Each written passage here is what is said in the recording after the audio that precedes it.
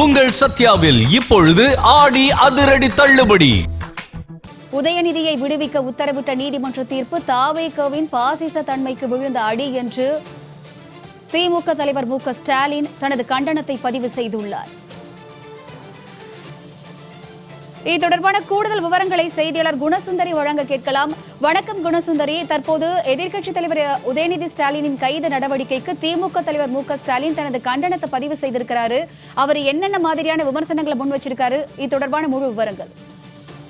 வணக்கம் வினிதா. எதிர்க்கட்சி தலைவர் உதயநிதி ஸ்டாலினை தற்பொழுது கைது செய்ததை தொடர்ந்து தற்பொழுது திமுக தலைவர் ஸ்டாலின் கண்டன அறிக்கை ஒன்று வெளியிட்டிருக்கிறார். குறிப்பாக நேற்று தஞ்சாவூர் மேகதாது விவகாரம் தொடர்பாக, அதாவது காவிரி நீர் பிரச்சனை, விவசாயிகளை தாவேக அரசு வஞ்சிப்பது உள்ளிட்ட விஷயங்களை வலியுறுத்தி திமுக சார்பில் தஞ்சையில் மிகப்பெரிய ஒரு கண்டன ஆர்ப்பாட்டம் என்பது நடைபெற்றது. குறிப்பாக அந்த ஆர்ப்பாட்டத்திற்கு எதிர்க்கட்சி தலைவர் உதயநிதி ஸ்டாலின் தலைமையும் தாங்கி அந்த ஆர்ப்பாட்டத்தில் கலந்து கொண்டிருந்தார்.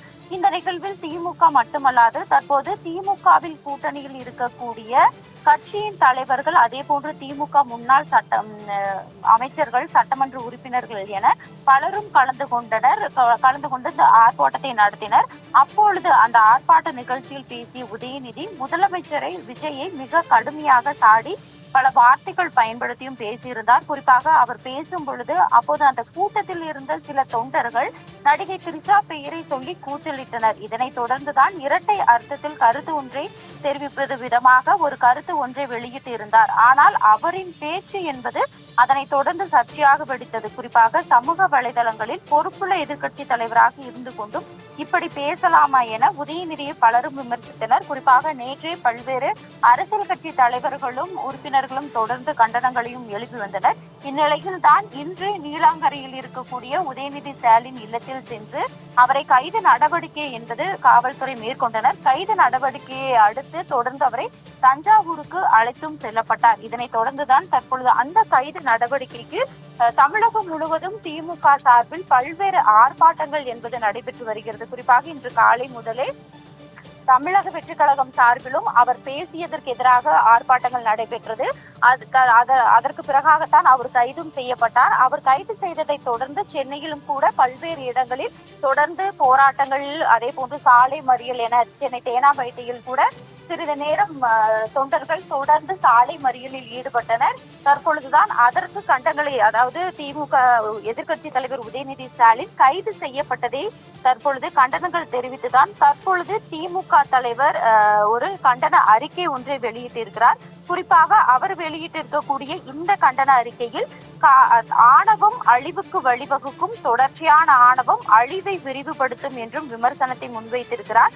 காவிரியில் தமிழ்நாட்டுக்கான உரிமையை நிலைநாட்ட துப்பு இல்லாத மேகதாது அணையை தடுக்க முதுகெலும்பு இல்லாத தாவேக அரசின் அலட்சிய ஆணவ போக்கை கண்டித்து தஞ்சையில் திமுக சார்பில் நடத்தப்பட்ட கண்டன ஆர்ப்பாட்டத்தின் எழுச்சி ஒட்டுமொத்த தமிழ்நாட்டின் கொந்தளிப்பை உணர்த்துவதாக அமைந்திருந்தது என்றும், அதே போன்று கழக உடன்பிறப்புகளோடு உழவர் பெருமக்களும் பொதுமக்களும் பங்கெடுத்து தங்கள் உணர்ச்சியை வெளிப்படுத்தினார்கள். கண்டன ஆர்ப்பாட்டத்தில் கலந்து கொண்டு உரையாற்றிய சட்டமன்ற எதிர்க்கட்சி தலைவர் உதயநிதி தாவேக அரசின் கையாளாகத்தனத்தை மிக கடுமையாக அம்பலப்படுத்தி விமர்சித்தார் என்றும் குறிப்பிட்டிருக்கிறார். அதே போன்று நிர்வாக திறனற்ற டம்மி முதலமைச்சரால் காவிரி நீரை கொண்டு வர முடியவில்லை, மேகதாது அணையை தடுக்க பேசவும் முடியவில்லை, விவசாயிகளின் வேதனையில் கண்ணீர் வடித்துக் கொண்டு இருக்கிறார்கள், ஆனால் அமைச்சர்களோ முதலமைச்சர் நடித்த படத்தை பார்த்து கண்ணீர் வடித்துக் கொண்டிருக்கிறார் என்றும் விமர்சனத்தை முன்வைத்திருக்கிறார். குறிப்பாக ஜோக்கர் அமைச்சரவை தமிழ்நாட்டில்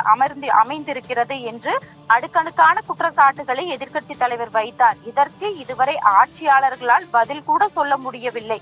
காவிரி பிரச்சனையில் அரசின் தோல்வி வெளிச்சத்துக்கு வந்துவிட்டதை மறைக்கும் வகையில், பிரச்சனையை திசை திருப்பும் வகையில் இன்று காலையில் எதிர்க்கட்சி தலைவர் உதயநிதி வீட்டுக்கு வந்த போலீஸ் படை அவரை அராஜகமாக கைது செய்திருக்கிறது. எதிர்க்கட்சி தலைவர் என்பதை பற்றியெல்லாம் கவலைப்படாமல் அவரை கைது செய்து தஞ்சாவூருக்கே அழைத்து சென்றுள்ளது தாவேக அரசு. பல்வேறு பிரிவுகளில் வழக்கு பதிவு செய்திருப்பதன் மூலம் உதயநிதி மிரட்ட பார்க்கிறார்கள் என்றும் இதில் விமர்சனத்தை முன்வைத்து கடுமையாக கண்டனம் தெரிவித்திருக்கிறார். அதே போன்று நாளை சட்டமன்றம் கூட இருக்கிறது. நிதிநிலை அறிக்கை தாக்கல் செய்ய இருக்கிறார்கள். அப்போது கேபினெட் தகுதி பெற்ற எதிர்க்கட்சி தலைவர் அவையில் இருக்க வேண்டும். ஆனால் இருக்கக்கூடாது என்று நினைத்து இந்த நடவடிக்கையை தொடங்கி இருக்கிறார்கள் என்ற ஒரு கண்டனத்தையும் தெரிவித்திருக்கிறார். நாடு முழுவதும் தொண்டர்களும் பொதுமக்களும் காட்டிய எதிர்ப்புக்கு பிறகு கைது செய்யும் எண்ணம் இல்லை. விசாரணை முடிந்ததும் விடுவித்து விடுவோம் என்று நீதிமன்றத்தில் தாவேக அரசு வழக்கறிஞர் சொல்லி இருக்கிறார் என்றும், விசாரணை நடத்துவது மட்டுமே நோக்கம் என்றால் சென்னையிலேயே வைத்து நடத்தி இருக்கலாமே என்ற அந்த ஒரு கேள்வியையும் தற்பொழுது இந்த கண்டனத்தில் பதிவிட்டிருக்கிறார். எதற்காக தஞ்சாவூர் அழைத்து செல்ல வேண்டும், எதற்கு ஜாமீனில் விடுவிக்க முடியாத பல்வேறு பிரிவுகளில் வழக்கு பதிவு செய்ய வேண்டும், மக்கள் எதிர்ப்பால் பின்வாங்கியது தெரியாமல் பூசி மொழிகிறது இந்த அரசு. உதயநிதியை இன்றே விடுதலை செய்ய வேண்டும் என்று சென்னை உயர்நீதிமன்றம் வழங்கியிருக்கும் உத்தரவு தாவேகாவின் பாசிச தன்மைக்கு விழுந்த அடி என்றும் இதில் குறிப்பிட்டிருக்கிறார். குறிப்பாக ஆட்சிக்கு வந்தது முதல் தன்னையும் தனது அமைச்சர்களும் ஆட்சியையும் விமர்சிப்பவர்களை கைது செய்யும் ஒரே வேலையை தான் முதலமைச்சர் விஜய் பார்த்து வருகிறார் என்றும் குறிப்பிட்டிருக்கிறார். குறிப்பாக நாம் கடந்த காலங்களில் பார்த்திருக்கிறோம். குறிப்பாக தாவேகாவை விமர்சித்து பேசிய திமுக சட்டமன்ற உறுப்பினர்கள், முன்னாள் சட்டமன்ற உறுப்பினர்கள் என பல்வேறு உறுப்பினர்கள் கைது நடவடிக்கை மேற்கொள்ளப்பட்டிருக்கிறது.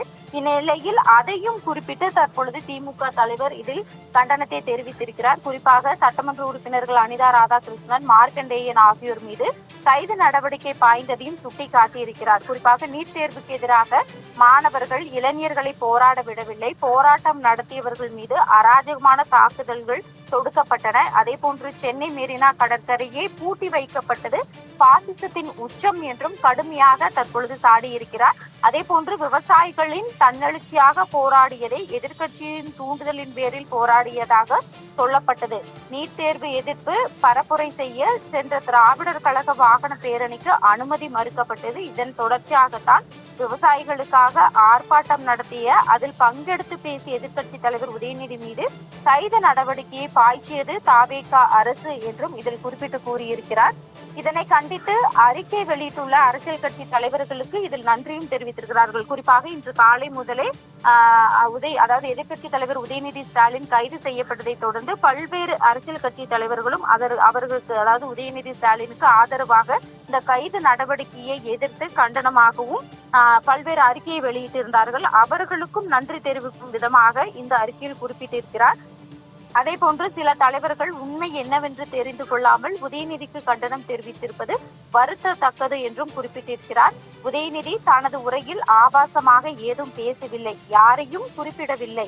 அவர் பேசாத ஒன்றை பேசியதாக சிலர் பரப்பியதை சரிபார்க்காமல் அரசியல் தலைவர்கள் சிலர் உதயநிதிக்கு கண்டிப்பது பிரச்சனையை திசை திருப்புவது ஆகும் என்றும் இதில் சுட்டிக்காட்டியிருக்கிறார். அதே போன்று உதயநிதி தவறுதலாக பேசுகிறவர் அல்ல, அப்படியே தவறுதலாக பேசினாலும் கூட உடனடியாக மன்னிப்பு கேட்கும் இயல்புடையவர் என்றும் இதில் குறிப்பிட்டிருக்கிறார்.